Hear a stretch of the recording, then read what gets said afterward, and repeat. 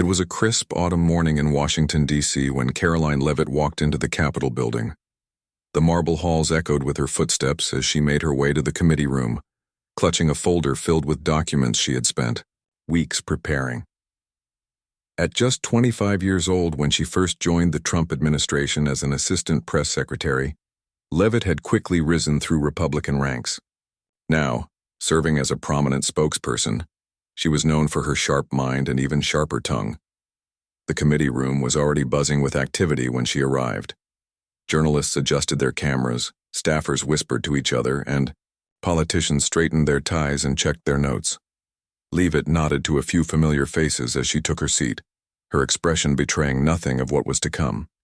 Across the room sat Congressman Adam Schiff, the California Democrat, who had become a household name during the first Trump impeachment proceedings. With his measured tone and legal background, he had earned respect from many colleagues and fierce opposition from others. Today, he seemed relaxed, flipping through papers and occasionally leaning over to chat with a colleague. The committee will now come to order, announced the chairperson, bringing the room to attention. The routine proceedings began, with various members making statements and asking questions of the witnesses. Leavitt waited patiently, her eyes occasionally drifting to Schiff, who appeared completely unaware of the storm that was brewing. When her turn finally came, Leavitt adjusted her microphone and thanked the chair. Her voice was steady, almost conversational, as she began addressing the committee. Those who knew her recognized this calm before the storm, a technique she had perfected over the years. "I'd like to direct my questions to the matter of consistency and accountability," she began, her tone still pleasant. A few people in the room straightened up, sensing something in her voice. "Specifically, I'd like to address Representative Schiff's claims regarding certain intelligence matters." Schiff looked up, his expression curious but unconcerned. He had faced countless challenges in his career and appeared ready to handle whatever questions came his way. "For years," Leavitt continued, her voice gaining strength, "the American people were told repeatedly by Representative Schiff that there was solid evidence of collusion with Russia. He stated this on national television in this very building and in countless interviews." The room grew quieter. Some staffers stopped typing on their laptops. Journalists leaned forward slightly. Yet when the Mueller report was released after 2 years of investigation, it found insufficient evidence to support these claims, Leavitt said, now pulling out several documents from her folder. "I have here transcripts from 5 separate occasions where Representative Schiff claimed to have seen evidence that was, in his words, more than circumstantial." She began reading dates and direct quotes, each one landing like a precise blow. Schiff's expression remained composed, though those watching closely noticed a slight tightening around his eyes. "What troubles me," Leavitt continued, her pace measured and deliberate, "isn't just the inaccuracy of these claims, but the certainty with which they were delivered to the American public." By now, the room had fallen completely silent. Even those who had seen political confrontations before were captivated by Leavitt's methodical approach. She wasn't shouting or making personal attacks. Instead, she was systematically laying out contradictions between statements and findings. "Trust in our institutions depends on honesty from those who lead them," she said, looking directly at Schiff now. "When we make claims of this magnitude, shouldn't we be absolutely certain before bringing them to the American people?" Schiff waited for his chance to respond, jotting notes quickly. When Leavitt paused, he began his defense, citing classified information and explaining the difference between his statements and the legal standards of the investigation. But Leavitt wasn't finished. As Schiff concluded his response, she pulled out another document. "I anticipated that explanation," she said calmly, "which is why I'd like to enter into the record this transcript from your appearance on Meet the Press, where you specifically stated the evidence met legal standards and would be sufficient for prosecution." A murmur ran through the crowd. Several committee members exchanged glances. One of Schiff's colleagues leaned over to whisper something to him. "Furthermore," Leavitt continued, displaying remarkable command of details without referring to notes, "I've compared your statements before and after the report's release, and there's a striking pattern of certainty before and qualification after." She proceeded to highlight specific contradictions, dates, and context for each statement, Her approach wasn't angry or personal. It was precise and factual, which made it all the more effective. She questioned not just the accuracy of Schiff's claims but the impact of making such definitive statements on public trust. As Levitt spoke, phones began lighting up around the room as staffers messaged each other. Journalists were furiously taking notes or quietly updating their editors. It was becoming clear that this wasn't just another partisan exchange but something that would likely dominate news cycles. "My question is simple," Levitt said, bringing her remarks to a close. "Given these documented inconsistencies, how can the American people trust future claims of this nature? And don't we owe them an explanation for the gap between what was promised as evidence and what was actually found?" The chairperson, recognizing the gravity of the moment, extended Schiff's response time. Schiff, a seasoned politician and former prosecutor, gathered himself and began a measured defense, explaining the complex nature of intelligence work and the difference between his personal assessment and the legal conclusions. But the damage had been done. Levitt had laid out her case so methodically, with such specific references and quotes, that his responses seemed general by comparison. Several times during his explanation, Levitt nodded slightly, having anticipated his arguments. As the hearing continued, there was a palpable sense that something significant had occurred. Committee members who spoke after seemed to reference the exchange, either supporting Schiff's explanations or reinforcing Levitt's concerns. When the session finally adjourned, reporters rushed to get comments from both parties. Levitt, demonstrating political savvy, kept her remarks brief and respectful. "This wasn't about personalities," she told the press gathered outside. "It's about accountability and the standards we uphold when we speak to the American people." Behind the scenes, phones were ringing throughout the Capitol. Clips of the exchange were already being shared online, with commentators from across the political spectrum weighing in.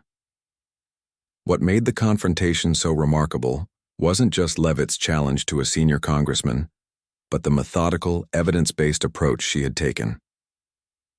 As evening fell over Washington, the implications of the day's events were still unfolding. Political analysts began breaking down the exchange on news programs, with many noting that regardless of one's political affiliation, the confrontation had raised important questions about accountability in public statements. For Levitt, returning to her office amid congratulatory messages and media requests, this was more than a political victory. It represented a turning point, a moment when careful preparation and command of facts had cut through the usual partisan noise. As she reviewed notes for tomorrow's inevitable follow-up questions, she knew that Washington would be talking about this for days to come. The sun set over the Potomac as lights burned late in offices throughout the Capitol. In politics, a single day can change everything, and this had certainly been such a day. Retry TK. The morning after Caroline Levitt's confrontation with Adam Schiff, Washington, D.C. was buzzing with activity. News vans lined the streets near the Capitol. Journalists clutched coffee cups against the chilly air, and inside every government building, people huddled in small groups discussing what everyone was calling the takedown. Levitt woke early, despite having stayed up past midnight responding to messages and preparing for the day ahead. She checked her phone to find hundreds of notifications. Text messages, missed calls, social media alerts, and emails filled her screen. Taking a deep breath, she set the phone aside and went through her morning routine, knowing she needed to stay centered for what promised to be an intense day. By 7:30 a.m., 3 major news networks had already requested interviews. Her phone rang, again as she was fixing breakfast. "Caroline, it's Tom from the communications team," said the voice when she answered. "I don't know if you've seen the numbers, but clips of yesterday have been viewed over 4 million times since last night. The boss wants to meet at 8:30. Levitt took a sip of her coffee. "I'll be there," she replied, her voice calm despite the storm gathering around her. This wasn't her first political rodeo, but even she hadn't anticipated the scale of the response. Across town, Adam Schiff was also preparing for a day of damage control. A seasoned politician, he had weathered many political storms, but Levitt's methodical dismantling of his past statements had caught him off guard. His team had already drafted talking points and scheduled appearances on friendly media outlets. "We need to reframe this," his communications director explained as they gathered in his office. She cherry-picked statements without context. "We can counter with the fuller picture." Schiff nodded, but there was concern in his eyes. What made Levitt's approach so effective was that she had used his own words, complete with dates and settings. These weren't vague accusations, but specific contradictions that were difficult to explain away. By mid-morning, the story had expanded beyond the original exchange. Political commentators were analyzing not just what had been said, but the broader implications. Had Levitt exposed a pattern of overstatement that extended beyond Schiff? Were other politicians now vulnerable to similar fact-checking? At the White House, staff were monitoring the situation closely. What had begun as a committee confrontation was evolving into a conversation about accountability and evidence in political discourse. Levitt arrived at her office to find it transformed into an impromptu war room. Staff members were tracking media coverage, compiling supportive statements, and preparing for potential counterattacks from Schiff's allies. "The speaker wants 5 minutes with you before the press conference," an aide told her as she walked in. "And these just came for you." He handed her a stack of handwritten notes from colleagues congratulating her on her performance. One note stood out, a simple card from a veteran congressman known for staying above partisan fights. "Regardless of politics," it read, "yesterday was a masterclass in preparation. Well done." As Levitt made her way to the speaker's office, she passed groups of tourists visiting the Capitol. A few recognized her and pointed, whispering to each other. The reality of her newly elevated public profile was setting in. The speaker was direct during their brief meeting. "You've created an opening," he told her. "But remember, in politics, the follow-through matters more than the first punch." "What's your plan?" Levitt had anticipated this question. "This isn't about Schiff as a person," she explained. "It's about a larger pattern of claiming evidence that doesn't materialize. I'm focusing on the impact this has on public trust, not making it personal." The speaker nodded approvingly. Many politicians would have used such a moment for personal advancement or to attack an opponent. Levitt's focus on the broader principle showed political maturity beyond her years. By noon, both Levitt and Schiff had made brief statements to the press. Schiff emphasized the complexity of intelligence matters and the limitations of what could be shared publicly. Levitt reinforced her central point about accountability, while deliberately avoiding personal attacks. "When we speak to the American people from positions of authority," she told the gathered reporters, "our words carry weight. All I'm asking for is consistency between what we claim and what the evidence actually shows." The contrast in their approaches was telling. Schiff, despite his years of experience, seemed defensive. Levitt, though younger and less seasoned, projected confidence without arrogance. Behind closed doors, however, the political machinery was working at full speed. Schiff's allies were combing through Levitt's past statements looking for inconsistencies. Her team was preparing for potential counterattacks while gathering additional examples to support her case. By mid-afternoon, the story had reached beyond the political bubble of Washington. In diners, offices, and homes across the country, people were watching clips of the exchange. What resonated wasn't just the political drama but the substance of Levitt's challenge, the idea that public officials should be held accountable for the gap between what they claim and what proves true. "I've never seen anything quite like it," commented a retired teacher watching the coverage at a Pennsylvania coffee shop. "Usually these hearings are just people talking past each other." She actually came with receipts. Back in Washington, Levitt had a scheduled appearance at a committee hearing that afternoon. As she entered the room, there was a noticeable shift in energy. Colleagues who had previously paid her little attention now watched her closely. Some offered subtle nods of respect. Others observed warily, wondering if they might be her next target. The hearing proceeded normally, though Levitt noticed that several members who spoke seemed unusually careful with their wording. The ripple effects of her confrontation with Schiff were already changing behavior. As the day continued, a new dimension emerged. Journalists began investigating whether other high-profile claims about evidence had followed a similar pattern. What had started as a confrontation between two politicians was evolving into a broader examination of how evidence was presented in public discourse. By evening, both Schiff and Levitt had made television appearances. Schiff, appearing on a network generally friendly to his politics, emphasized his long record of public service and the constraints of discussing classified information. The host asked pointed questions but gave him room to explain his position. Levitt, interviewed on a different network, maintained her focus on the principle rather than the person. "This isn't about politics," she said when asked if this was part of a larger partisan strategy. "It's about whether we can trust what we're told by those in positions of authority. That's a concern that crosses party lines." What viewers at home couldn't see was the careful preparation behind each appearance. Schiff had spent hours with his team refining explanations and anticipating questions. Levitt had reviewed additional examples and practiced maintaining her composure if the interview turned hostile. As night fell over Washington, the story continued to evolve. Political strategists from both parties were studying the exchange, recognizing that Levitt had demonstrated a powerful approach, challenging not just what had been said, but the impact those statements had on public trust. In her apartment, that evening, Levitt finally had a moment alone to process the events. Her phone continued to buzz with messages, but she had set it to silent. On her kitchen counter lay a stack of newspapers, each featuring coverage of the confrontation. She poured herself a glass of water and looked out the window at the city lights. Politics was often described as a game, but the stakes were real. Public trust in institutions had been declining for years, and her confrontation with Schiff had touched a nerve, precisely because it highlighted this larger concern. Tomorrow would bring new challenges. Schiff's supporters would rally around him. The initial impact of her challenge would begin to face counter-narratives.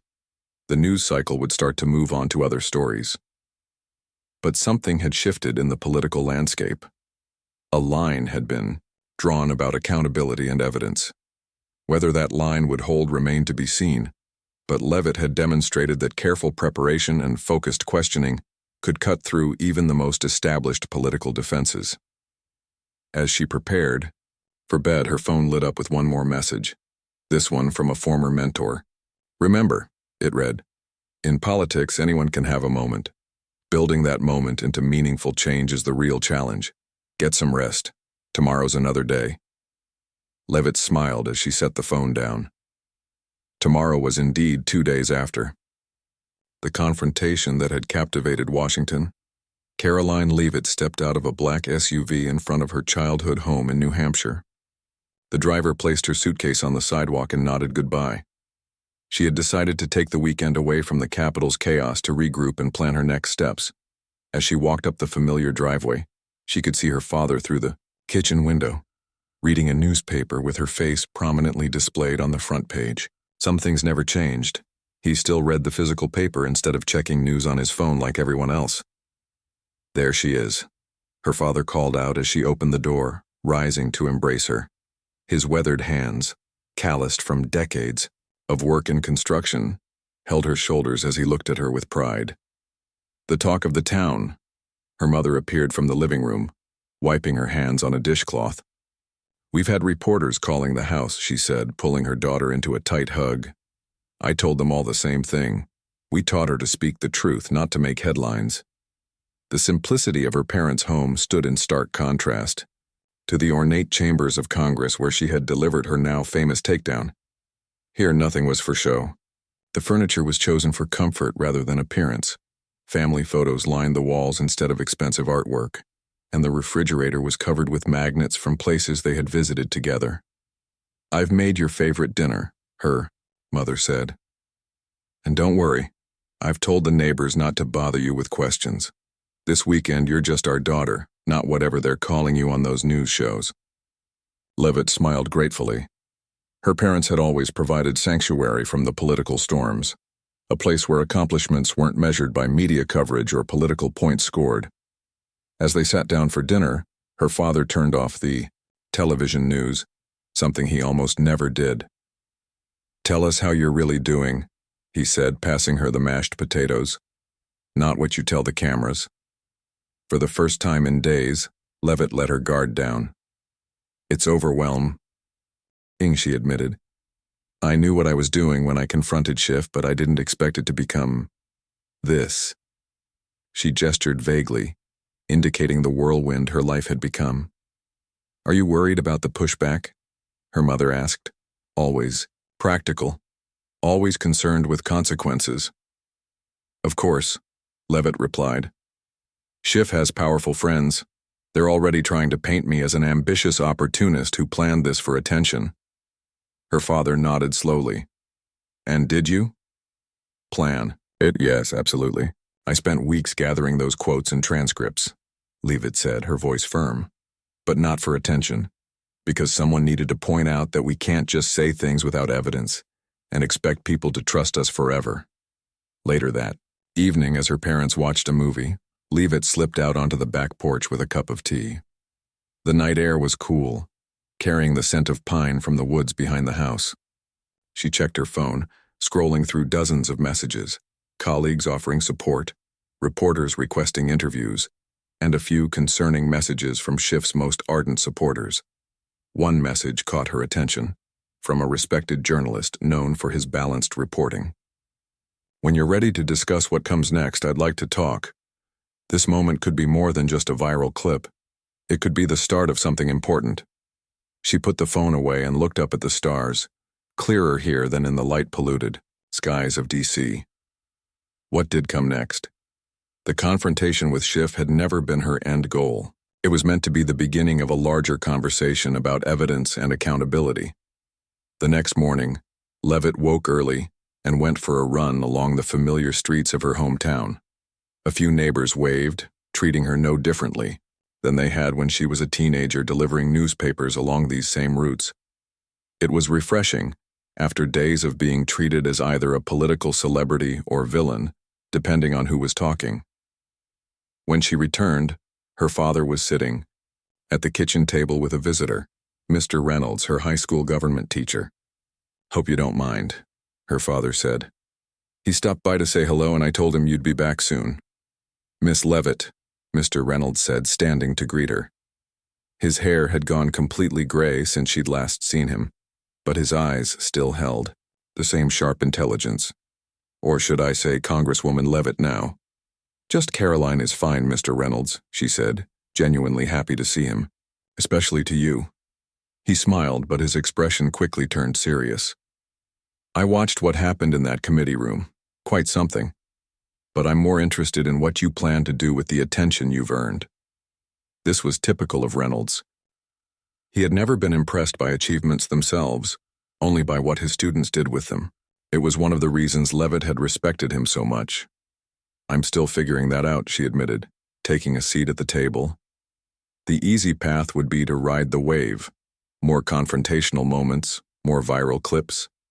But that's not why I got into politics. Reynolds nodded approvingly. In my classroom, I always emphasized that politics should be about service, not spectacle. What happened with Schiff made for good television, but the real test is what happens when the cameras move on to the next story. That's exactly what I've been thinking about, Levitt said, leaning forward. The reason my confrontation with Schiff resonated isn't just because I caught him in contradictions. It's because people are hungry for honesty. They're tired of being told things that later turn out to be untrue or exaggerated. For the next hour, they talked about how to translate a moment into a movement. Reynolds suggested focusing on specific policy areas where claims often outpaced evidence. Her father occasionally chimed in with the perspective of someone who had watched politics from outside the bubble. Whatever you decide, Reynolds said as he prepared to leave. Remember what I taught all my students. Politics isn't about destroying your opponents. It's about building something better. After he left, Levitt spent the afternoon helping her father with yard work, raking leaves, trimming bushes, simple physical tasks that gave her mind space to process everything that had happened. As the sun began to set, her phone rang. A colleague from Washington. Have you seen it? He asked without preamble. Schiff just gave an interview. He's admitting that he may have spoken with more certainty than the evidence warranted in some of his previous statements. Levitt sat down on the porch steps, surprised. He's acknowledging it? Not a full apology, but close, her colleague continued. And there's more. The interview is prompting discussions about other cases where politicians have made claims that weren't fully supported by evidence. You've started something, Caroline. After the call, she remained on the porch watching as the neighborhood settled into evening routines. Lights came on in windows, families gathered for dinner, children were called in from play. This was the America she had entered politics to serve, not the power corridors of Washington, but the millions of ordinary lives affected by the decisions made there. Her mother joined her, wrapping a cardigan around her shoulders against the evening chill. Dad told me about your conversation with Mr. Reynolds, she said. Any clearer on what comes next? Levitt nodded slowly. I think so. The shift moment opened a door, but walking through it is what matters now. She turned to her mother. I'm going to propose a new standard for how we talk about evidence in Congress. Clear distinctions between what we know, what we suspect, and what we hope. Her mother smiled. Sounds like something this country could use. It won't be easy, Levitt continued. And it won't make me popular with colleagues who prefer the freedom to make whatever claims serve their purposes. Since when have you cared about being popular? Her mother asked with a knowing smile. You were the girl who corrected your third-grade teacher when she mixed up the branches of government. They both laughed at the memory. That evening, Levitt drafted an outline for what she was beginning to think of as an evidence accountability initiative. It wasn't just about catching politicians in contradictions. It was about creating a culture where evidence mattered more than narrative. Sunday. Afternoon came too quickly, and soon it was time to return to Washington. As her father loaded her suitcase into the car for the drive to the airport, he handed her a small package. What's this? She asked. Open it on the plane, he said. Just something to remind you of what matters. Hours later, flying back to D.C., she unwrapped the package to find a small framed photo, not of her family or hometown, but of the Constitution in its glass case at the National Archives. On the back, her father had written, "This is what you serve, not a party, not a career, not a moment in the spotlight. These words." Looking out the airplane window at the fading light, Levitt felt a renewed sense of purpose. The confrontation with Schiff had not been an end, but a beginning. The hard work, the real work, was still ahead. As the plane began its descent into Washington, she could see the Capitol dome illuminated against the night sky. Tomorrow she would walk back into those marble halls, not as someone who had scored political points, but as someone determined to change how the game itself was played. The real test wasn't in the takedown. It was in what would be built in its place. Another day, and she was just getting started. The morning light streamed through the windows of Caroline Levitt's office as she reviewed her notes one final time. It had been exactly 1 week since her confrontation with Adam Schiff had turned Washington upside down, and today she would unveil her response to the attention that moment had generated. Her desk was covered with research papers, draft proposals, and letters of support from colleagues across the political spectrum. What had begun as a pointed questioning of one congressman's statements had evolved into something much larger, a proposed set of standards for how evidence was presented in congressional hearings. A knock at her door interrupted her thoughts. Oración. Minutes until the press conference, her chief of staff reminded her. The room is already packed. Levitt nodded, taking a deep breath. Any word from the speaker's office? He's not endorsing it publicly yet, but he's not opposing it either. He wants to see how today goes. That was about what she had expected. Her proposal, which she had named the Congressional Accountability and Truth Standards, or CATS for short, would require members of Congress to clearly categorize their statements about evidence during official proceedings. Claims would need to be labeled as verified facts, informed assessments, or personal opinions. For many of her colleagues, this represented an unwelcome constraint on the political rhetoric they had long employed. For others, it was a chance to restore public trust in institutions that had seen their credibility steadily erode. As Levitt gathered her materials and prepared to leave her office, her phone buzzed with a text message from an unexpected source. Adam Schiff himself. Whatever our differences, the message read, I respect your commitment to principle. Good luck today. She paused, surprised by the gesture.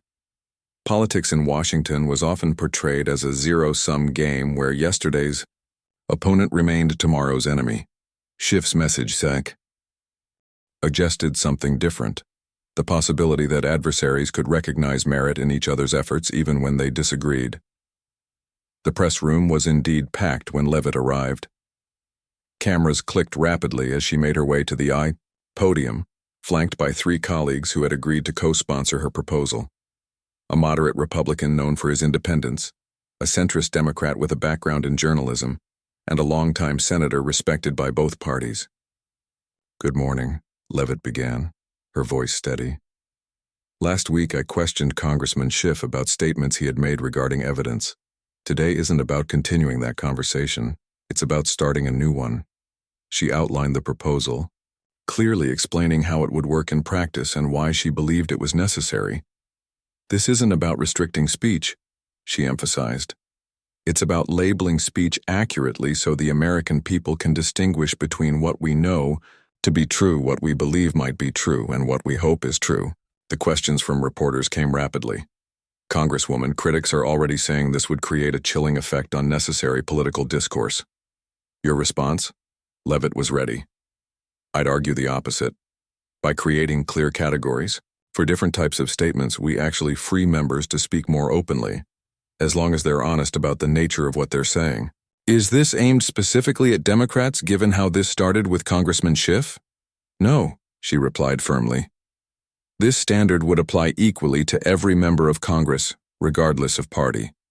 I've reviewed transcripts from the past year, and I can tell you that members on both sides of the aisle have blurred these lines. As the press conference continued, Levitt demonstrated the same command of detail that had made her confrontation with Schiff so effective. She had specific examples, clear explanations, and thoughtful responses to concerns. This wasn't a publicity stunt but a serious proposal from someone who had done her homework. What the cameras couldn't capture was the complex political calculus happening behind the scenes. In offices throughout the Capitol, members of Congress and their staffs were watching the press conference, assessing whether to support, oppose, or simply wait and see how the proposal developed. After finishing her formal remarks, Levitt stepped away from the podium and headed to a series of scheduled meetings with committee chairs whose support would be crucial for moving the proposal forward. Her first meeting was with Congressman Wilson, the no-nonsense chairman of the House Rules Committee. At 71, Wilson had seen decades of reforms come and go, making him skeptical of any proposal promising to change Washington's culture. I watched your press conference, he said as Levitt took a seat in his office. The walls were covered with photos documenting his long career. Handshakes with 5 different presidents, bill signings, campaign rallies from another era. And? Levitt asked. And it's not the worst idea I've heard, he admitted with the faintest hint of a smile. But good ideas die in this building every day, young lady. What makes you think this one will be different? It was a fair question. The path from proposal to actual change was littered with abandoned efforts. Each one started with similar optimism. Because the American people are watching, Levitt replied. The response to what happened with Schiff shows that people are hungry for accountability. They're tired of being told things with certainty that later prove to be exaggerations or wishful thinking. Wilson leaned back in his chair, considering her words. You've created a moment, I'll grant you that. But moments fade. News cycles move on. Next week there will be some new controversy, and everyone will forget about evidence, standards, unless we don't let them forget, Levitt countered. She pulled out her phone and opened a social media app, showing Wilson the latest statistics. The video of me proposing these standards has already been viewed more times than the original Schiff confrontation. People aren't just interested in the conflict, they're interested in the solution. For the next hour, they discussed the practical challenges of implementing such standards, enforcement mechanisms, the role of committee chairs, potential exceptions for classified information. Wilson's questions were pointed but fair, testing the thoroughness of Levitt's proposal rather than dismissing it outright. As their meeting wrapped up, Wilson offered neither endorsement nor rejection. "Get me more details on how this would work in practice," he said, "and line up at least 10 more co-sponsors, evenly split between parties. Then we'll talk again." It wasn't a yes, but it wasn't a no either. In Washington terms, it was an opportunity. Throughout the afternoon, Levitt continued her rounds, meeting with colleagues on both sides of the aisle. Some were immediately supportive, seeing the proposal as aligned with their own values of transparency. Others were politely resistant, concerned about unintended consequences or simply reluctant to change established practices. By late afternoon, Levitt returned to her office, mentally exhausted, but cautiously optimistic. Her chief of staff handed her a stack of message slips from the day's calls. "The speaker wants a private meeting tomorrow morning," he noted, "and these 5 members have indicated they're willing to co-sponsor, bringing our total to 9. One short of what Wilson wants," Levitt observed, scanning the names. "Any surprises?" "Just one," he replied, pointing to a name near the bottom of the list. "Congressman Schiff's office called. He'd like to meet with you tomorrow, alone." Levitt raised an eyebrow, genuinely surprised. After their public confrontation and the media storm that followed, Schiff was the last person she expected to engage with her proposal. That evening, as she prepared for the next day's meetings in her apartment, Levitt reflected on how quickly events had unfolded. Just over a week ago, she had been focused on exposing contradictions in one congressman's statements. Now she was at the center of a potential reform that could change how Congress communicated with the public. Her phone buzzed with a text from her father. "Saw you on the news again. Proud of you for building rather than just tearing down." His words captured exactly what she was trying to do. The confrontation with Schiff had gotten attention, but the real test of leadership wasn't in winning political points. It was in using those points to create meaningful change. As she reviewed her notes for the meeting with Schiff, Levitt considered various scenarios. Was he planning to support her proposal, undermining the narrative that this was a partisan attack? Was he going to suggest modifications that would water down its impact? Or was this simply a professional courtesy, an attempt to maintain decorum despite their public disagreement? The uncertainty reminded her of something Mr. Reynolds, her high school government teacher, had told her years ago. "In politics, your opponents are not your enemies. They're simply people with different ideas about how to solve shared problems." Whether tomorrow's meeting with Schiff would prove that wisdom true remained to be seen. But as she set her alarm and prepared for bed, Levitt felt a quiet confidence. She had started something important, not just a political moment, but a movement toward greater accountability. Outside her window, the lights of Washington glowed in the darkness. The city had seen countless political battles, scandals, and reforms. Some had changed the course of history, others had been forgotten by the next news cycle. Only time would tell which category her efforts would fall into. But tonight, in the quiet of her apartment, far from the cameras and commentators, Caroline Leavitt allowed herself to believe that what she had started might actually change things for the better. Tomorrow would bring new challenges. The speakers, assessment, Schiff's unexpected meeting, the continuing work of building support. But for now, she had done all she could to transform a moment of confrontation into an opportunity for meaningful reform. And in Washington, that was no small accomplishment. The morning light filtered through the stained glass windows of the Capitol as Caroline Leavitt walked through its historic halls. Normally bustling with activity, the building was unusually quiet at 7:15 a.m. She had deliberately arrived early for her meeting with Adam Schiff, wanting a moment of peace before what promised to be a consequential day. 3 weeks had passed since her initial proposal for the Congressional Accountability and Truth Standards. In that time, what had begun as a response to a single confrontation had grown into a genuine movement. 16 members of Congress had now signed on as co-sponsors, 11 more than Chairman Wilson's original challenge, split almost evenly between parties. As Leavitt approached Schiff's office, she noticed his door was already open. She paused, in the doorway, briefly struck by the contrast between this quiet moment and the heated exchange that had captured the nation's attention a month ago. "Come in," Schiff called, looking up from his desk. "I appreciate you coming so early." The office was smaller than she expected, the walls covered with photos from Schiff's lengthy career, standing with troops in Afghanistan, shaking hands with world leaders, working alongside colleagues from both parties on legislation that had long since faded from public memory. "Coffee?" he offered, gesturing to a pot on a side table. "Thank you," she replied, noting the absence of staff. This was truly a private meeting. As she took a seat across from him, Schiff closed the fold. He'd been reviewing. For a moment, neither spoke. The silence wasn't hostile, but reflective. Two people considering how to begin a conversation neither had expected to have. "I've been reviewing your proposal," Schiff finally said, tapping a copy on his desk. "It's more thoughtful than I initially assumed. Coming from someone she had publicly challenged so effectively, this qualified praise carried weight." "Thank you," she replied simply. "Though I suspect you didn't ask me here just to tell me that." A slight smile crossed Schiff's face. Direct, as ever. "No, I didn't." He leaned forward. "I've been in Congress for over 20 years, Ms. Levitt. I've seen reforms come and go. Most fade away. Some make headlines, then die in committee. A very few actually change how this place works." He stood up and walked to the window, looking out at the National Mall stretching toward the Washington Monument. "Your standards proposal has potential to be in that last category," he continued.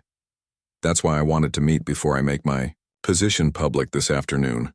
Levitt's pulse quickened slightly. Whatever Schiff was planning to announce would have significant impact, given his stature and their history. "And what position is that?" she asked. Schiff turned back to face her. "I'm going to endorse your proposal with one suggested modification." Of all the scenarios Levitt had considered, this was among the least expected. Schiff's support would completely reframe the narrative around her initiative, transforming it from what some still viewed as a partisan attack into a bipartisan effort at institutional reform. "What's the modification?" she asked, careful to keep her voice neutral despite her surprise. "An implementation timeline," Schiff replied, returning to his desk and handing her a single sheet of paper. "Your current proposal calls for immediate adoption. I'm suggesting a phased approach over 6 months with training for members and staff, clear guidelines developed by a bipartisan committee, and a review process after 1 year." Levitt scanned the document. The suggestions were practical, rather than dilutive, addressing legitimate concerns about how to transition to new standards without creating chaos. "This is reasonable," she admitted. "But I'm curious, why support this at all? Many would expect you to oppose it, given how this started." Schiff was quiet for a moment, seeming to weigh his words carefully. "Because you were right," he finally said, the admission clearly not coming easily.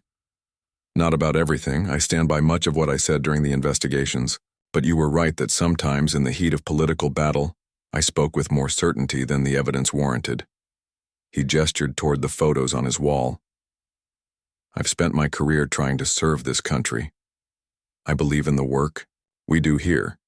But public trust in Congress is at historic lows, and that's not just because of policy disagreements. It's because people don't believe we're telling them the truth." It was a remarkable moment, a senior congressman acknowledging a core criticism from someone who had publicly challenged him, not as a political calculation, but as a matter of principle. "Your standards won't fix everything wrong with Congress," Schiff continued, "but they might be a step toward rebuilding some of that lost trust. And that's more important than any personal disagreement between us." As they discussed the details of his proposed modification, Levitt recognized that this moment represented something rare in modern politics: the ability to work across deep divides toward a shared goal. An hour later, as she left Schiff's office with an agreement in hand, her phone buzzed with a message from the Speaker's office, confirming their meeting at 9:30 a.m. The day she had prepared for was now taking an unexpected turn. The Speaker's suite was considerably more impressive than Schiff's office, larger, more ornately decorated, with a staff of assistants managing the constant flow of visitors and calls. Levitt was ushered in precisely on time. "Congresswoman," the Speaker greeted her, not rising from behind his imposing desk. "I understand you've been busy this morning." News traveled fast in the capital. Somehow he already knew about her meeting with Schiff. "Word is that Adam is planning to support your standards proposal," the speaker continued. "That puts me in an interesting position." Levitt waited, knowing better than to fill the silence. The speaker was a master of political chess, always thinking several moves ahead. 3 weeks ago, this was a moment, a junior member scoring points against a senior figure from the opposite party, he said. Now it's becoming something more substantive. The question is, what happens next? For the next 30 minutes, the speaker probed the details of her proposal, exploring potential unintended consequences and political implications. Unlike Schiff, whose questions had focused on practical implementation, the speaker was concerned with how this would affect the broader political landscape. "You understand this will limit our members just as much as theirs?" he asked directly. "Yes," Levitt replied without hesitation. "That's the point. Standards only work if they apply to everyone equally." The speaker nodded slowly. "Principled?" Answer: "Politically risky but principled." He tapped his fingers on his desk thoughtfully. "I'm going to put this on the legislative calendar for next month. Full floor vote. We'll see where the chips fall." It wasn't an endorsement, but it was the path forward that Levitt had been hoping for, a chance for her proposal to be considered by the full House of Representatives. As she left the speaker's office, her chief of staff was waiting, practically buzzing with excitement. "The news about Schiff is already leaking," he said, showing her his phone with the latest headlines. "And you're trending again. The narrative is all about unexpected bipartisanship in an age of division." The day continued at a breakneck pace. A series of interviews with major networks, meetings with additional potential co-sponsors, and a lengthy call with her parents to share the developments. "Be careful," her father cautioned. "Success can be harder to navigate than failure. Everyone will want a piece of this now." His warning proved prescient. By afternoon, interest groups from across the political spectrum were reaching out, each wanting to attach their own priorities to her increasingly popular proposal. Some suggested expanding the standards to include executive branch officials. Others wanted exceptions for certain types of national security discussions. "We need to hold the line," Levitt told her team during a strategy session. "The strength of this proposal is its simplicity and universal application. If we start adding exceptions and expansions, it will collapse under its own weight." As evening approached, she received an unexpected invitation. A private dinner with a group of senior congressional figures from both parties, hosted at a discreet Washington restaurant known for facilitating off-the-record conversations. The dining room was elegant but understated, with well-spaced tables ensuring privacy. As Levitt was led to a corner table, she recognized the gathered faces, respected veterans of Congress known for their institutional knowledge rather than partisan warfare. "Congressman Wilson suggested we meet," explained the elder statesman, who had apparently organized the dinner. "We're an informal group, been meeting monthly for years to discuss the health of the institution beyond party politics." Over the next 2 hours, as courses came and went, they shared their perspective on her proposal, its strengths, its challenges, and its place in the long history of congressional reforms. "What you've done is remarkable," one senior Democrat told her. "Not the confrontation with Schiff. Any hothead with good opposition research can create a moment like that. What's remarkable is how you've transformed that moment into a meaningful proposal that appeals to something deeper than partisan advantage." "The real test comes next," added a Republican who had served through 7 presidential administrations. "Getting a proposal passed is one thing. Changing institutional culture is another entirely." As coffee was served, the conversation shifted to the implementation challenges ahead. Their collective experience, decades of witnessing reforms succeed and fail, provided invaluable insight. "The mistake most reformers make," observed a congresswoman who had championed ethics reforms years earlier, "is thinking that passing the legislation is the finish line.